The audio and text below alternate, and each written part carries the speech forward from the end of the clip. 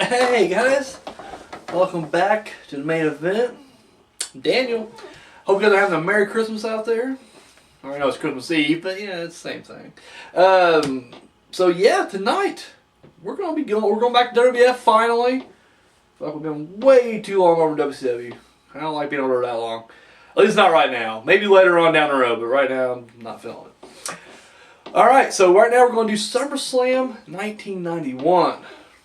Match made in heaven, a match made in hell. Of course, match made in heaven was the wedding between Savage and Elizabeth. Of course, the match made in hell is the match we're doing right now. And of course, we're heading back to August 26th, I believe, 1991. Madison Square Garden, New York City, New York. And of course, we are in front of like 20,000 fans. WCW can only see that when they have Japan helping them. That's it. Anyway, so the main event, it's a special guest referee, Sid Justice, is a handicap match. Sergeant Slaughter, Colonel Mustafa. I always want to say Mufasa. Mustafa and General Adnan going up against Hulk Hogan and the Ultimate Warrior.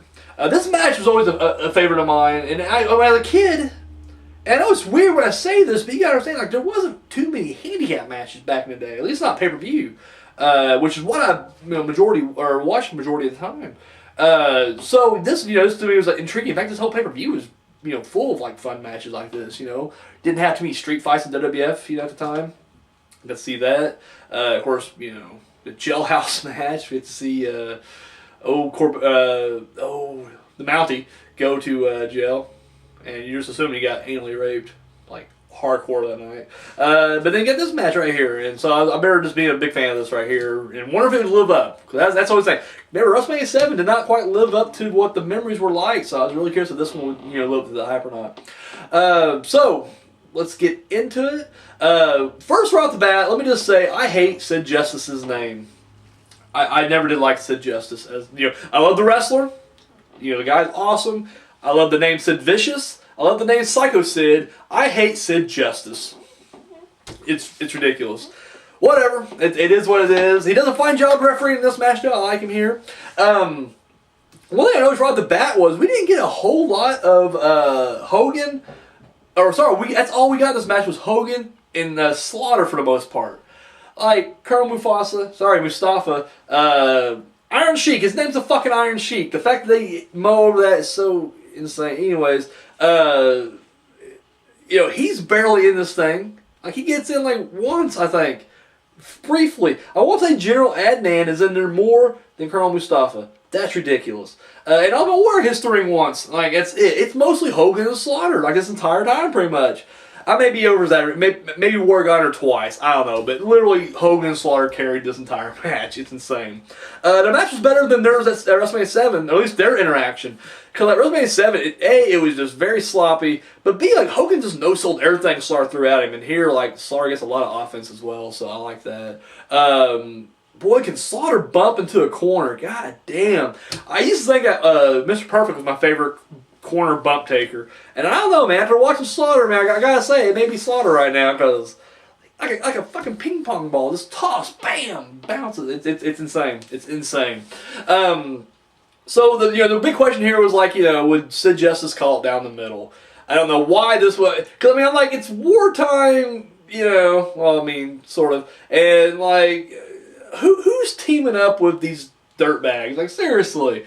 There should have been no question, but I do like the fact that, like, a couple times in the match, you see Slaughter duck out of the way, and like Hogan runs into Sid Justice and doesn't budge him. Warrior, slams into Justice, does not budge him. Like, literally, he had the makings to be the next Hogan. And I think the steroid scandal didn't happen. I think Justice could have very well been, the top dog, Like, I remember hearing him in interviews. He said he wanted Hogan's spot. Shoot interviews today. He's like, I wanted Hogan's spot. I think he could have had it. I think he could have had it had things been a little differently. But it is what it is. It was funny because, like I said, I just remember there's this whole segment. They don't make any reference at all that Sheik is Colonel Mustafa. Like, literally, that's just whatever. But it's funny because whenever he throws Hogan into the camel clutch, Piper even goes like, wow, this takes me back to 1983. And I was just like, yeah. Anybody gonna say anything about that? And you're like, no one says shit. Like, nobody does anything. Like, they don't capitalize on that or anything. Yeah, so the next the match is, it was what it was. Warrior finally gets a chair and chases out fucking Sheik and what the hell Adnan out of the ring. So it leaves us Hogan and Slaughter, and of course Hogan does his big boot, leg drop, all that stuff, and wins it for America, wins it for his team, and then celebrates for like fucking 10 minutes or so. And then of course and the funny thing was, and we'll get to, we all know why, but whatever, kayfabe, he calls out, someone to come back out, because I was like, Warrior, right? Because when you want your partner, the guy you just won this match with, to come out and celebrate with you, and no, it's the referee, it's Sid Justice. Now here's the funny thing about that, is we didn't see Hogan do this. I think any of the fans would have assumed Warrior. It's Sid Justice. Did he go back and look at the monitor? Probably. But then he's like, wait, does he mean me?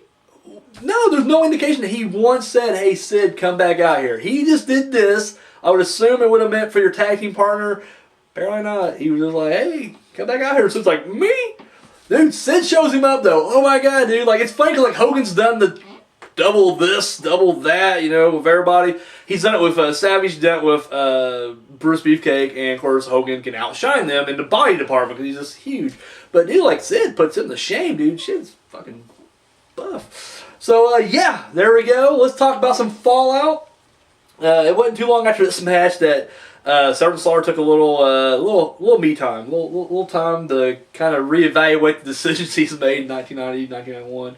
He took a little road trip around America, and of course he realized that, you know what, he wants his country back, and he's sorry for what he did, being a turncoat and all that stuff.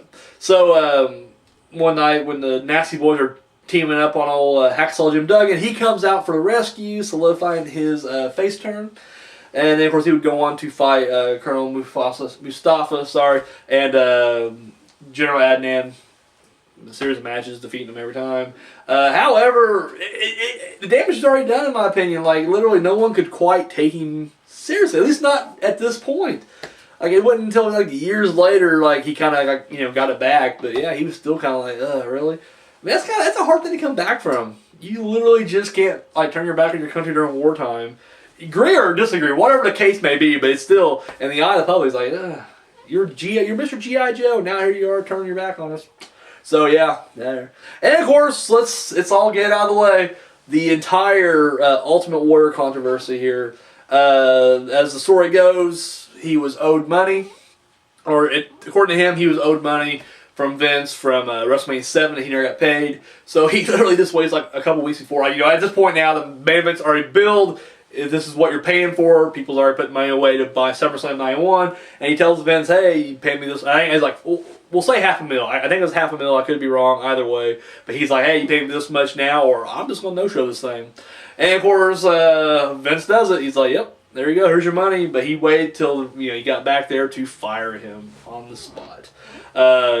According to Hogan and Slaughter, I guess they were willing to take him out back and beat the shit out of him.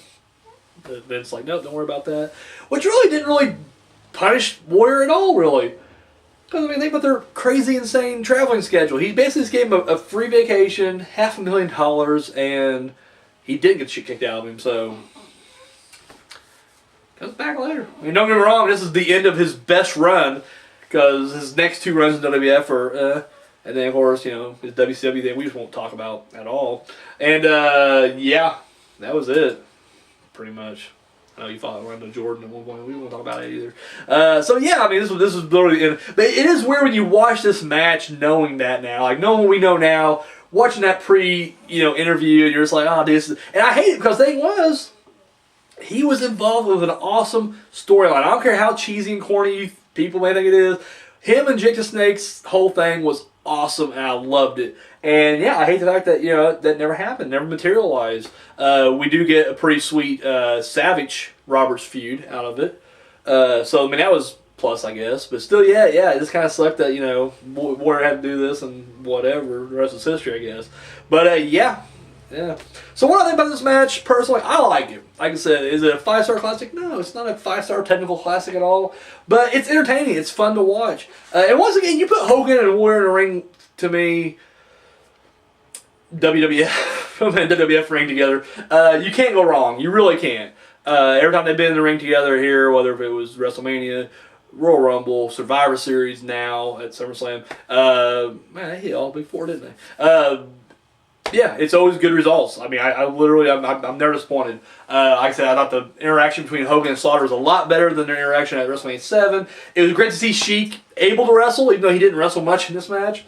It's always sad when I see Sheik like today. And I don't just mean like the crazy rants and shit like that. I don't care about that. But just his shape, like his body and everything. Like you saw him in I saw him wrestle a couple times. It's always independent shows, but it's just like, oh, dude, buddy, come on, just stop. It's sad to see him in the shape he is now, but, he's still going, I guess. But here you see him, and he's in pretty good shape here. So, but yeah, overall, liked it. Thumbs up.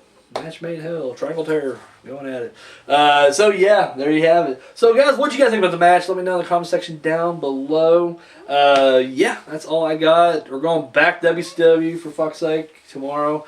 On Christmas, we're going to go back for Halloween Havoc. So, what better pay-per-view to talk about than a Halloween one on Christmas? So, there you go. Alright, guys, all I got. Thank you so much for watching, and until next time.